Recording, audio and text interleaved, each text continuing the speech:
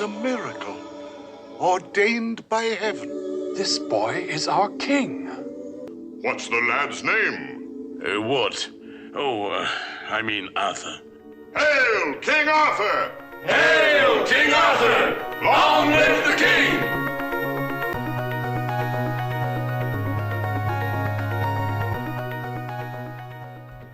Hail, and welcome to Honto Eigo, Japan's only 99.9% English podcast, hosted at my dinner table.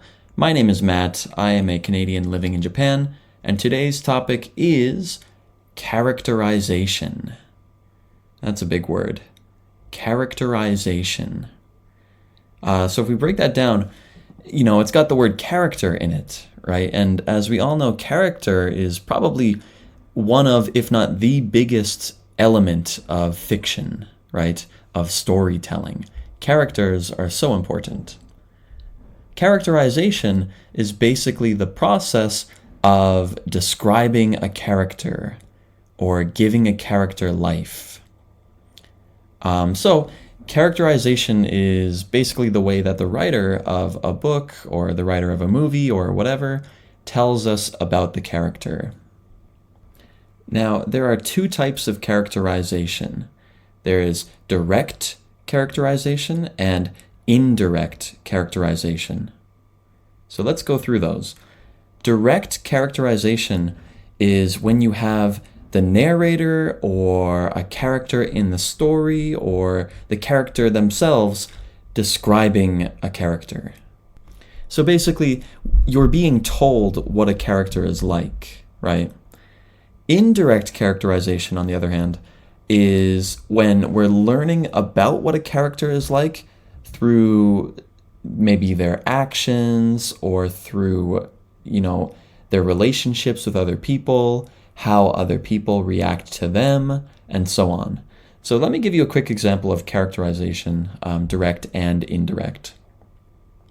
If you were reading a story about me, right, about Matt, and let's say it's a third-person story, the narrator says, Matt walked into the room.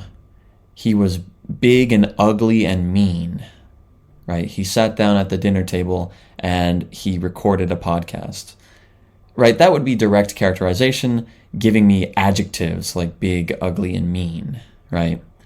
Indirect characterization, on the other hand, would be like this. Matt walked into the room. He saw a puppy and he decided to kick it. The puppy flew out the window. Then Matt sat down and recorded a podcast, right? Just through my actions, right, you can tell, okay, this guy's mean, right? This guy doesn't like animals or whatever. That's not true. I love animals. I would never kick a puppy. But, that's an example of indirect characterization. Maybe, a character walks into a room and other characters panic and they go, oh, look, it's Matt. Run away, right? That would be indirect characterization. Oh, look, it's Matt. He's big and ugly and I hate him. Run away. That would be direct characterization. So another way to phrase this, right? Direct characterization is also called explicit characterization. Have you heard the word explicit before? If something is explicit, it's like very, very clear, right? It also has the meaning of something that is very, very bad or like graphic, but in this case, explicit is very, very clear. Indirect characterization is also called implicit characterization. So implicit characterization, it's relating to the word imply, right? So explicit is direct, implicit is indirect, implied. So arguably, movies are the most popular modern form of storytelling, right? People love going to the movies more than they like sitting down and reading a book. I totally understand that. Movies don't often have narrators these days, right? So you don't really have anyone directly describing characters unless it's characters doing it about other characters. So movies are full of indirect characterization, right? In movie writing, in screenwriting, This is what they call show, don't tell, right? Show how a character is by what they do, how they act, right? Don't tell the audience how they are. And in the case of movie writing, a lot of screenwriters believe that showing, not telling, is more powerful writing, or it's more effective writing, because you're requiring deeper viewership, right? You're requiring the guy watching the movie to think carefully and to come up with their own conclusions about character, right? And their own opinions about character. Stories in books, on the other hand, are told in a really different way, right? You almost always need a narrator in a book. It could be a third-person narrator, like talking about he, she, they, Matt, or it could be a first-person narrator talking through I, where the narrator is a character in the story, right? Maybe the main character. I think one of the main ways that books differ from movies is that showing, not telling in books is not always the best way, I think. I think because when you're reading a book, you have to use your imagination, right? You have to imagine the characters and the way that they talk to some extent. Sometimes it's better for the narrator to say things directly, because they can still phrase things in a beautiful way, right? It's not that direct characterization is less beautiful than indirect. Sometimes indirect seems more clever, but I think direct characterization can be really beautiful and really clever if the writer is good at writing. So, today I'm going to talk a little bit about a really great novel, or a collection of novels, called The Once and Future King by the writer T.H. White. So, The Once and Future King is a collection, I guess you can call it, a collection of 5 novels about King Arthur. Everyone, have you heard of King Arthur before? King Arthur is this mythical king of England in old stories and legends. Maybe you know a few things about King Arthur. Most stories about King Arthur are set somewhere between the year 400 and 500 CE, Common Era. So, 1,500 years ago. In this kind of mythical kingdom of Camelot. And he's got his Knights of the Round Table, right? These brave knights that hang out at a round table, like Sir Lancelot, Sir Gawain. And his magical mythical sword, Excalibur, right? Which he pulled from a stone to prove that he was the rightful king of England. T.H. White's The Once and Future King. I'll just talk about the 5 books under that one title. The Once and Future King is a beautifully written novel, I think, and not too difficult to follow or to understand, because T.H. White uses a lot of modern language to talk about these very old stories. So you don't have to worry about reading like old English. It's the kind of novel that I think any age can read, maybe from 10 and up, I think people can read it. Now, the setting in The Once and Future King is Old England, and it is the Kingdom of Camelot, but T.H. White doesn't spend a lot of time describing the setting in any situation. Nor is the plot that important, I feel like. It's very episodic, like it's almost like a collection of shorter stories into one big story. And a lot of the stories are well known to a lot of English readers, right? King Arthur is a very well-known figure in legends. So the thing that T.H. White really focuses on, I believe, is characterization. The Once and Future King is full of these charming, funny, sad, memorable characters. It's really, really well done. So you have Arthur, right? King Arthur, the main character. He starts off as this kind of outcast, lonely little boy named Wart. Everyone calls him Wart instead of Arthur. And he grows over the course of the 5 smaller novels into, the legendary king, this brave warrior, right? And he goes through this internal characterization of, I want to be a hero, fighting is heroic. But then he slowly changes his mind to realize, oh, war is bad, right? But it's done so in a very initially childlike and eventually mature way that's really handled well. Then you have the character of Merlin, right? Merlin the magician, who is born in the future and is living backwards in time, right? And he serves as the mentor to Arthur. Merlin is this really funny, quirky, strange character who he makes constant references to the future and technologies that don't exist, right? Which we as the readers understand, but all the other characters are confused by. And as the novel goes on, Merlin gets younger, and he knows everything that's going to happen, just like the readers know, right? So he knows that King Arthur will eventually die. He knows how he will die. So he's this very unique guiding light, kind of like this conscience for King Arthur. Then you have other characters that live in Camelot and support King Arthur.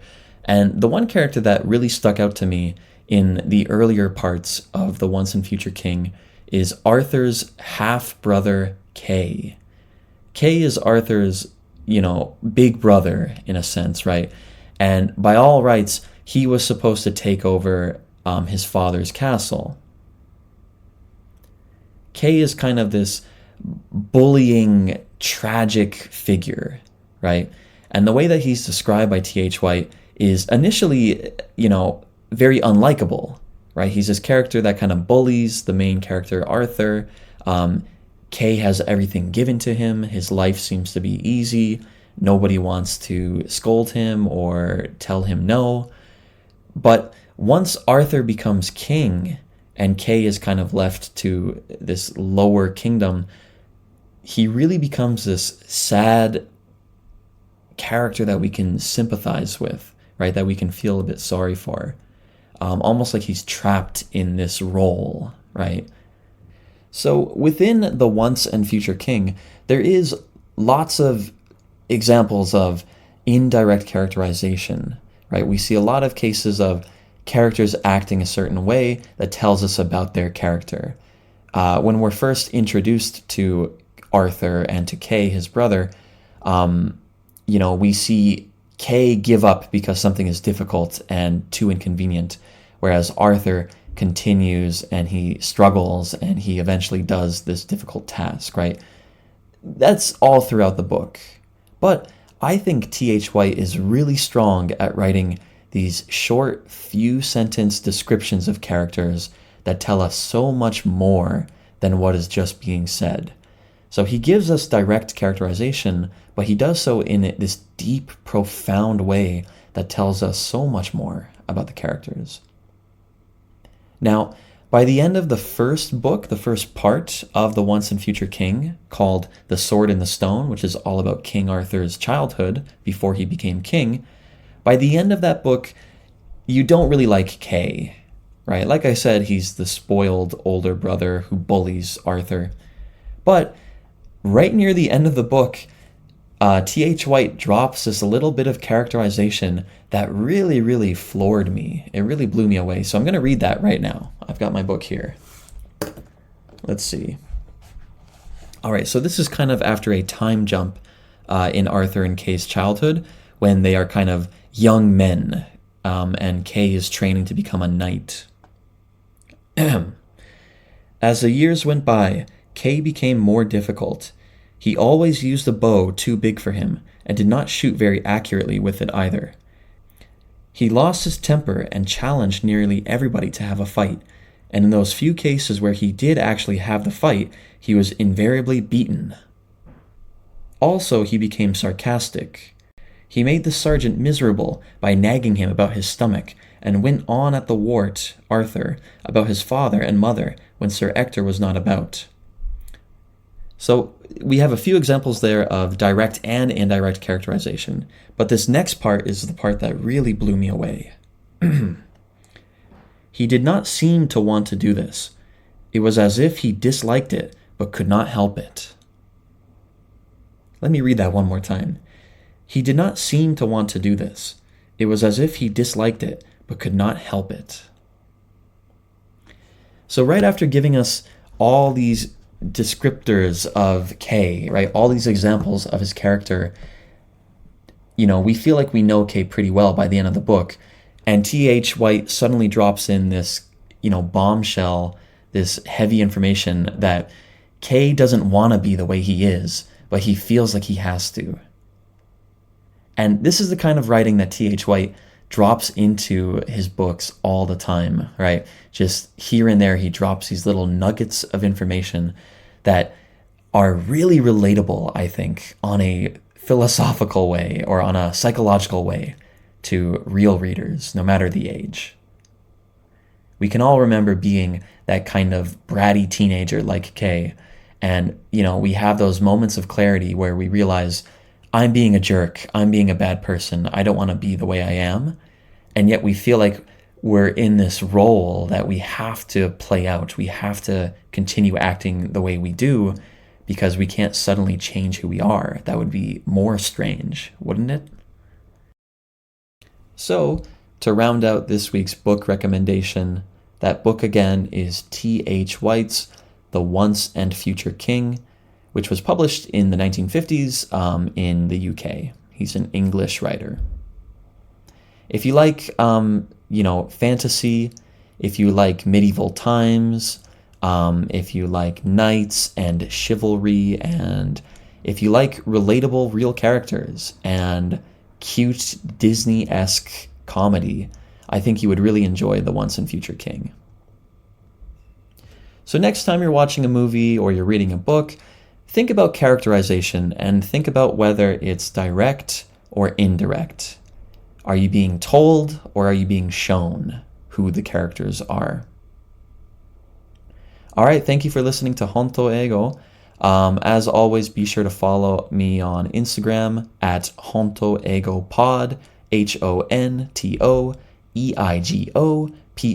Honto Ego Pod on Instagram. And if you have any topic ideas that you want me to talk about, please send me an email at hontoego@gmail.com. All right, everybody, that's it for this week's episode.